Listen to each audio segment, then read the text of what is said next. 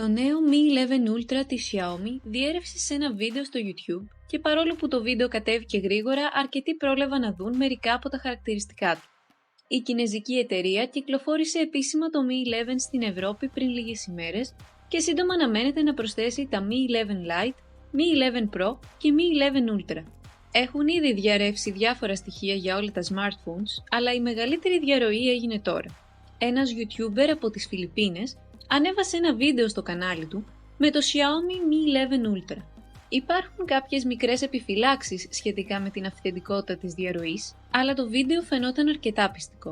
Ο YouTuber έδειχνε το smartphone σε πραγματικό χρόνο και δεν παρουσίασε απλά μερικές φωτογραφίες του. Στο βίντεο φαίνεται και ο αριθμός μοντέλου, ο οποίος αντιστοιχεί πράγματι σε συσκευή Xiaomi που πιστοποιήθηκε πρόσφατα από τις αρχές στην Ινδία και την Ευρώπη. Σύμφωνα με τον YouTuber, το smartphone έρχεται σε δύο χρώματα, λευκό και μαύρο.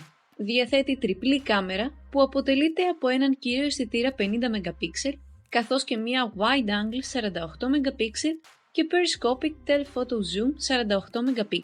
Σε κάποιο σημείο στο πίσω μέρος αναγράφεται επίσης 120 Ultra Pixel AI κάμερα.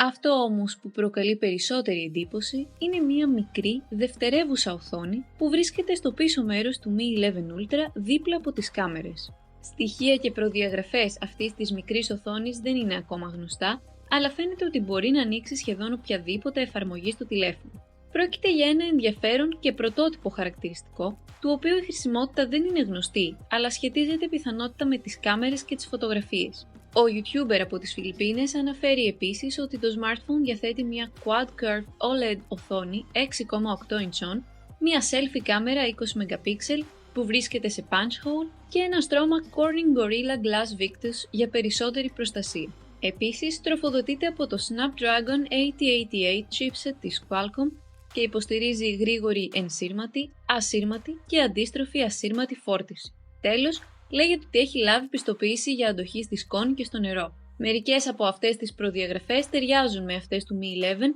αλλά είναι ακόμα πιο βελτιωμένες. Αυτή η διαρροή ήταν εντελώς αναπάντεχη, καθώς το Xiaomi Mi 11 Ultra δεν αναμένεται να κυκλοφορήσει αυτό το μήνα. Ωστόσο, αν ένας YouTuber από τις Φιλιππίνες έχει ήδη στα χέρια του το τηλέφωνο, σύντομα θα μάθουμε ακόμα περισσότερες πληροφορίες.